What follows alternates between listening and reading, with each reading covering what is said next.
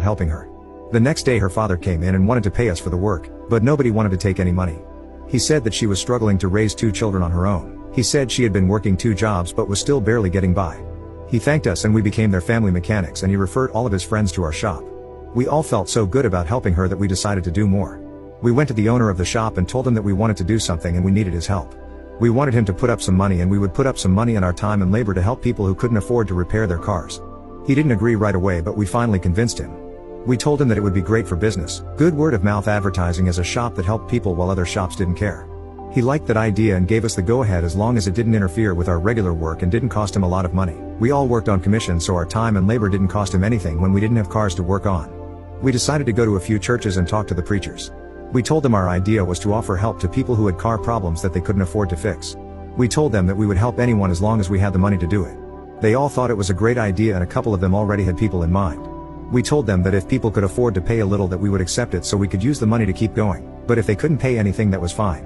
So we started. Sometimes we worked on their cars when business was slow, and sometimes we worked a couple of hours after the shop closed. I remember a couple of us working all night on one car that a man needed to get to his job. And the word-of-mouth advertising worked.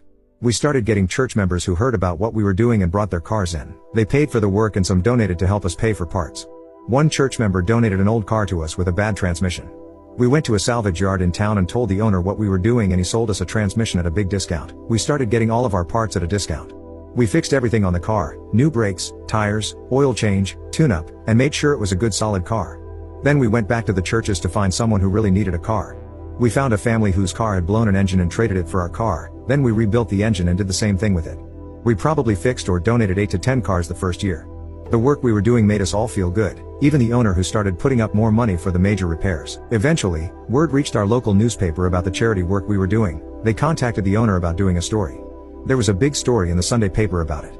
Of course, when they interviewed the owner, the story changed some. It miraculously became his idea to do it, and it was his plan to give something back to the community. We laughed about it and didn't care if he took all the credit. We did the work because it made us feel good. After a couple of years, I moved on to a different job, but they continued to do the work until the owner passed away from a heart attack and the shop closed.